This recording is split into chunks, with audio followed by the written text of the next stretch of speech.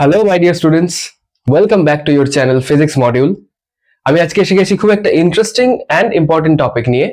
ফিজিক্সের একটা বড় পার্ট জুড়ে রয়েছে লাইট। বাট লাইটকে আমরা অনেকে ভাবি কখনো ওয়েভ, কখনো ভাবি পার্টিকেল, মানে কখনো তরঙ্গ বা কখনো কণার আকারে। তো এই ডায়লেমা নিয়ে বা এই ধরনের কনসেপ্ট নিয়ে যেই ফিল্ডে বা যে ব্রাঞ্চ অফ ফিজিক্সে আমাদের ডিসকাস করা হয়েছে সেটাকে বলে ওয়েভ অপটিক্স। ওয়েভ অপটিক্স এর একটা important topic Huygens principle. Huygens প্রিন্সিপালে কি হয়, কি কি প্রিন্সিপালের পস্টুলেটস কি কি আছে, কি কি অ্যাজাম্পশন আছে, হাইগেন্স কি এক্সপেরিমেন্ট করেছিলেন, সেই সমস্ত কিছু নিয়ে একটা সেপারেট ভিডিও আমি করে দেবো যদি তোমরা আমায় কমেন্ট বক্সে জানতে চাও। রিফ্র্যাকশনের রিফ্র্যাকশন বা প্রতিসরণ কি আমরা মোটামুটি সবাই জানি। সেই লস গুলো with the help of Huygens principle কিভাবে প্রুভ করব সেটা আজকের ভিডিওতে তোমাদের আমি দেখাতে চলেছি। So let's start. তোমরা লাস্ট অব্দি দেখলে খুব ক্লিয়ারলি বুঝতে পারবে, and I hope you will share it with your friends.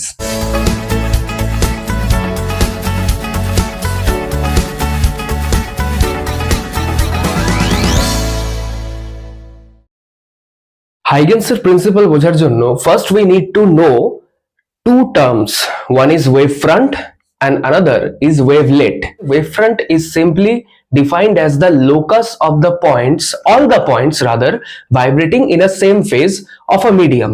মানে একটা মাধ্যমের মধ্যে যে পয়েন্টস গুলো ভাইব্রেট হচ্ছে বা যে পার্টিকেলস গুলো ভাইব্রেট হচ্ছে সেই সবকটার ভাইব্রেশনের লোকাসকে একসাথে একটা ওয়েভফ্রন্ট হিসেবে আমরা কনসিডার করতে পারি, যেটাকে বাংলায় বলে তরঙ্গ মুখ।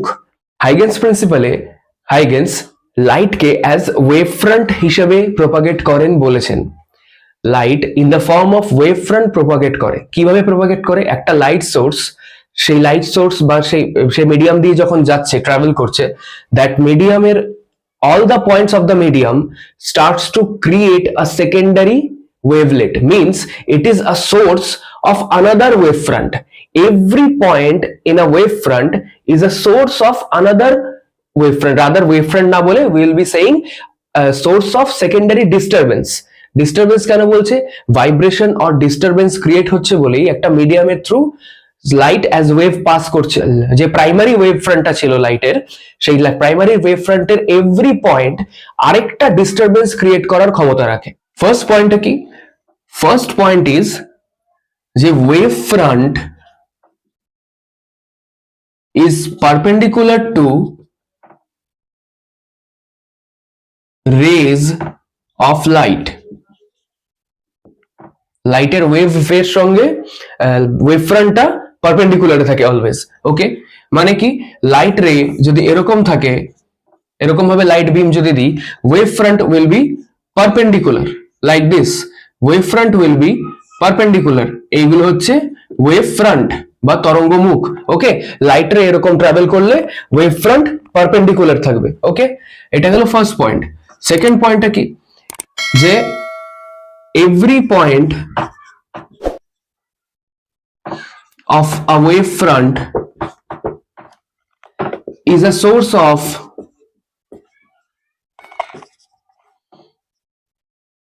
secondary disturbance.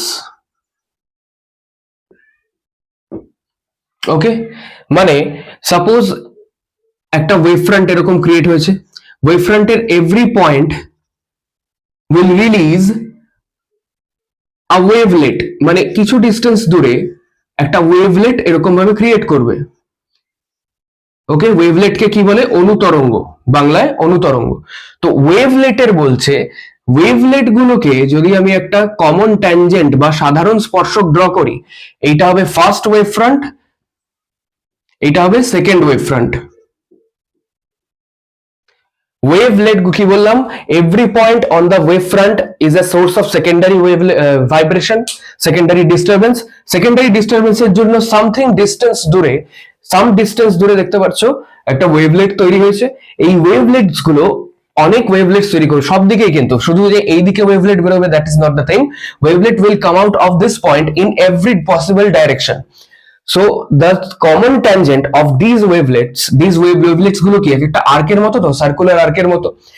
এই ওয়েভলেট গুলোর একটা কমন ট্যানজেন্ট বা সাধারণ স্পর্শক যদি আমি ড্র করি, then this common tangent will give us the new wavefront, second new wavefront or new wavefront. ওকে, এই দুটো কনসেপ্ট যদি আমি মনে রাখি, ফর নাও হাইগেন্স প্রিন্সিপালের আমরা রিফ্র্যাকশনের প্রুফ এন্ড রিফ্লেকশনের প্রুফ দুটোই ঠিক করে করতে পারবো।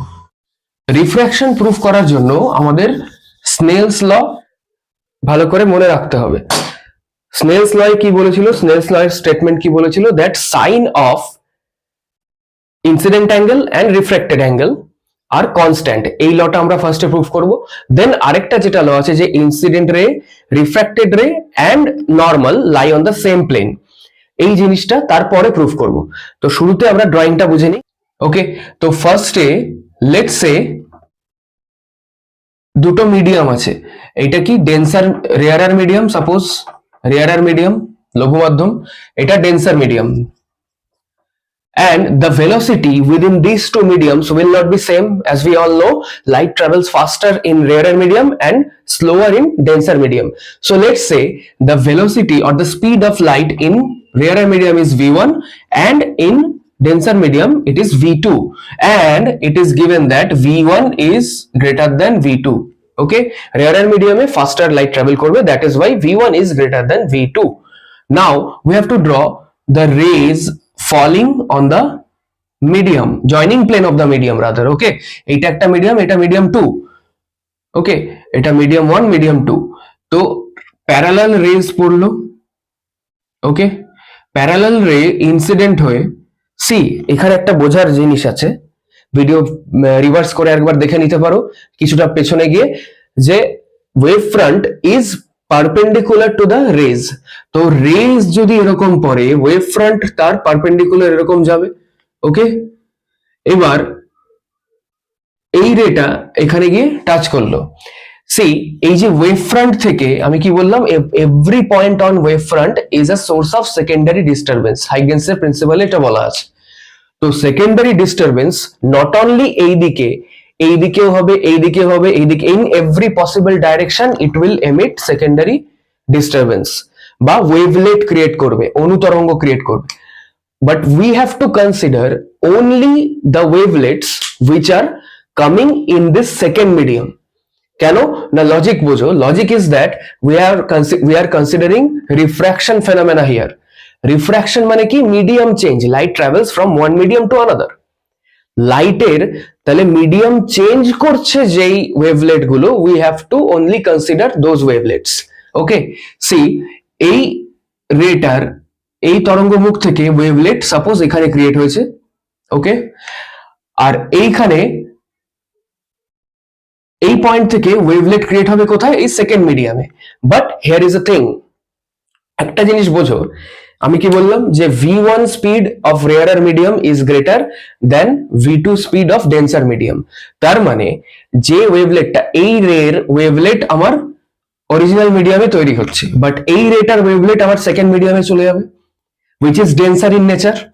ওকে, তার মানে এই ওয়েভলেটটা যতটা ডিস্টেন্স কভার করবে, let's say this is happening at t equals to 0 time, time equals to 0 যখন এটা হ্যাপেন হচ্ছে, এই জিনিসটা ঘটনাটা ঘটছে, এন্ড দিস ইজ হ্যাপেনিং, এই পয়েন্টে চলে আসছে t dash equals to t time.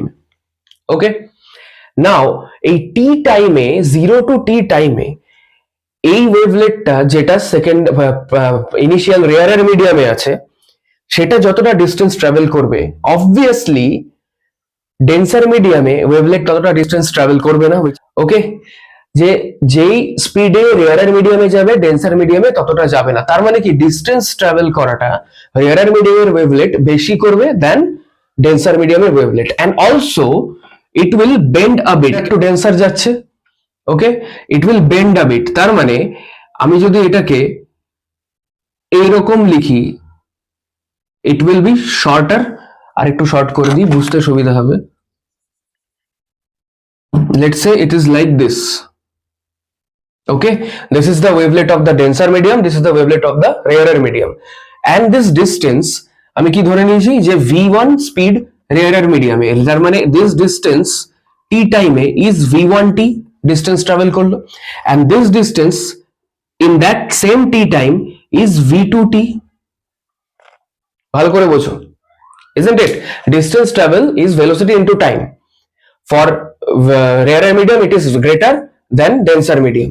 Okay, v1t is greater than, তাহলে লিখে রাখি v1t is greater then v2t।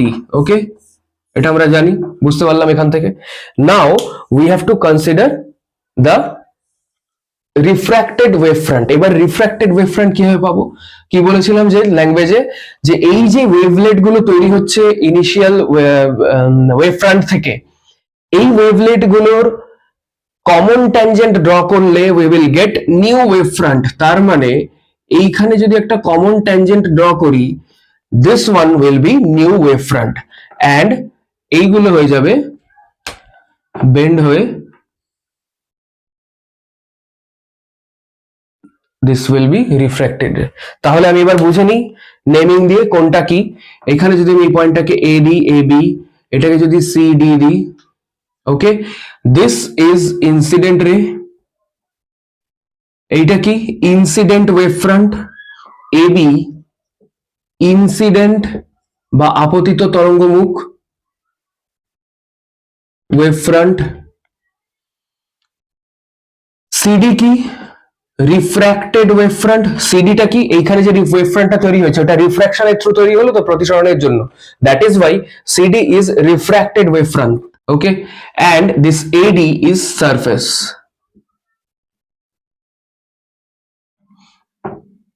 Is refracted রে। এই দুটো রিফ্র্যাক্টেড রে। এই অবধি বোঝা গেছে? আই হোপ বোঝা গেছে। এবার আমাদের অ্যাঙ্গেলস গুলো একটু বুঝতে হবে, যদি বোঝা না যায় আরেকবার রিপিট করে দেখে নাও, আশা করি বুঝতে পারবে। ওকে, এবার আমাদের কি বুঝতে হবে, সি এইটা যদি নর্মাল হয়, এটা নর্মাল, এইটা ইনসিডেন্ট রে, তার মানে এই অ্যাঙ্গেলটা আমার কি অ্যাঙ্গেল আই, ইনসিডেন্ট অ্যাঙ্গেল। ওকে, তাহলে এই আবার কি বললাম যে এই ওয়েভ ফ্রন্টটা ইজ পারপেন্ডিকুলার টু রে, তো রে এর সঙ্গে ওয়েভের সঙ্গে এটা পারপেন্ডিকুলার। তো পারপেন্ডিকুলার মানে এই অ্যাঙ্গেলটা 90 ডিগ্রি, এইটুকু আই, তার মানে দিস থিং, এই পুরোটা হচ্ছে 90 ডিগ্রি। ওকে, তাহলে এইটুকু আই, তাহলে এই বাকিটা হয়ে যাবে 90 minus I, and this angle will also become I. Okay, similarly এইখানে তোমার রিফ্লেক্টেড রে যাচ্ছে and this is normal, so this angle is becoming angle of refraction, and this is 90 minus r. Okay, this angle is 90 degree minus r, automatically this angle is becoming r. Okay, this is the refraction angle of this triangle. Okay, এবার কি হচ্ছে, পুরো ডায়াগ্রামটা থেকে we have to pick two triangles. Okay, কোন কোন triangle গুলো আমরা we will pick ABD triangle, which is something like this, ABD, 90 degree at B, and this is the angle I. Okay, and second triangle is ACD. Okay, এটাকে আমি সোজা করেই আঁকছি, ACD বুঝতে সুবিধা হবে। This is D, this is A, and this is C. 90 degree at C, 90 degree at C, and angle R at D. Okay, now we have to just find the sine of these two triangles. Okay, sine লাগাবো, sine I, from this triangle we will get sine I equals to, sine কি হয় perpendicular by hypotenuse, তো sine এর এখানে perpendicular কি আছে BD. Okay, BD টাকে BD ডিসটেন্সটাকে আমরা ডিনোট করেছি V1t দিয়ে, and hypotenuse কি আছে AD, hypotenuse কি হয় 90 ডিগ্রির অপোজিট সাইডটা হয় always. Okay, so I will write AD over here, and from this triangle similarly we will find sine R. Sine R কি, again sine is perpendicular by hypotenuse, AC distance, let's see, just see over here, AC ডিসটেন্সটাকে from figure আমরা V2t দিয়ে denote করেছি। ওকে, তো এখানে পারপেন্ডিকুলারটাকে V2t লিখে দিতে পারি, and as it is AD হয়ে যাবে আমাদের হাইপোটেনিউস। ওকে, এবার আমাদের কি করতে হবে, স্নেলস ল কি বলে যে sin I by sin R এর রেশিও করতে হবে। sin I by sin R over here, sin I by sin R করলে কি হবে, যে t and t cancel out হয়ে যাবে, AD and AD cancel out হয়ে যাবে, অনলি থাকবে V1 বাই V2, আর আমরা জানি V1 by V2 is equals to mu2 by mu1।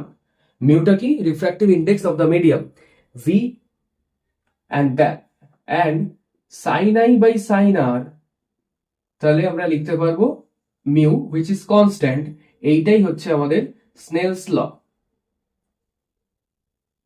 তাহলে রিফ্র্যাকশনের ফার্স্ট ল যেটা স্নেলস ল না প্রুফ করে দিতে পারলাম। এবার সেকেন্ড লটা প্রুফ করার জন্য আমাদের কনসেপচুয়াল কিছু জিনিস বুঝতে হবে। ওকে, ফার্স্টে দেখো এবি সিডি অ্যান্ড এডি এই তিনটে জিনিস কি আছে ফিগার থেকে বার করো। এবিটা কি? ইনসিডেন্ট ওয়েভ ফ্রন্ট, মানে এটা perpendicular to the plane of paper বা প্লেন অফ বোর্ড, যেটা ইচ্ছা বলো। সিডি কি? রিফ্র্যাক্টেড ওয়েভ ফ্রন্ট, মানে এইটাও এরকম পারপেন্ডিকুলার পড়ছে। ওকে, বোঝা যাচ্ছে।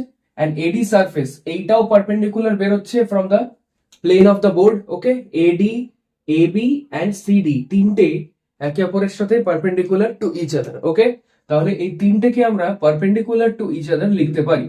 ওকে, বোঝা গেল।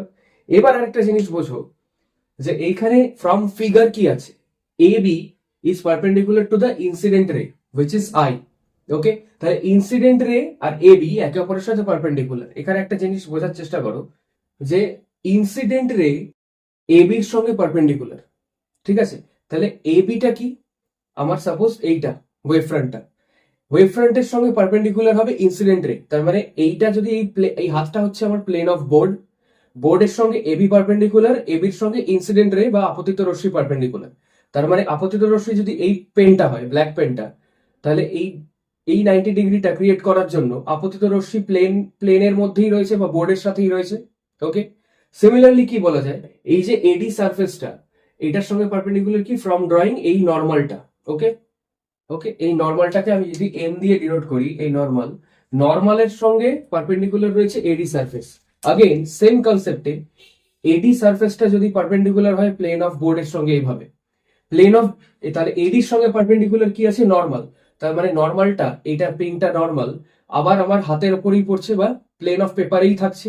ওকে, অ্যান্ড अगेन এই সিডি যে রিফ্র্যাক্টেড ওয়েভ ফ্রন্ট, এর সঙ্গে পারপেন্ডিকুলার কি আছে? রিফ্র্যাক্টেড রে গুলো। তাহলে সিডিটাকে যদি আমি এরকম হাতের সঙ্গে প্লেনে রাখি পারপেন্ডিকুলারলি, তাহলে সিডির সঙ্গে পারপেন্ডিকুলারলি কি থাকবে? Refracted ray which is again lies on the plane of paper বা প্লেন অফ বোর্ড, যেটা আমার হাতের সঙ্গে সেম লাইনে আছে। ওকে, তাহলে আমরা কি বলতে পারি যে incident ray, refracted ray and this normal all lie on the plane of paper, যেটা হাতের সাথে প্লেনের পাওয়া গেল। ওকে, এইটা হচ্ছে conceptual explanation of the second law of refraction.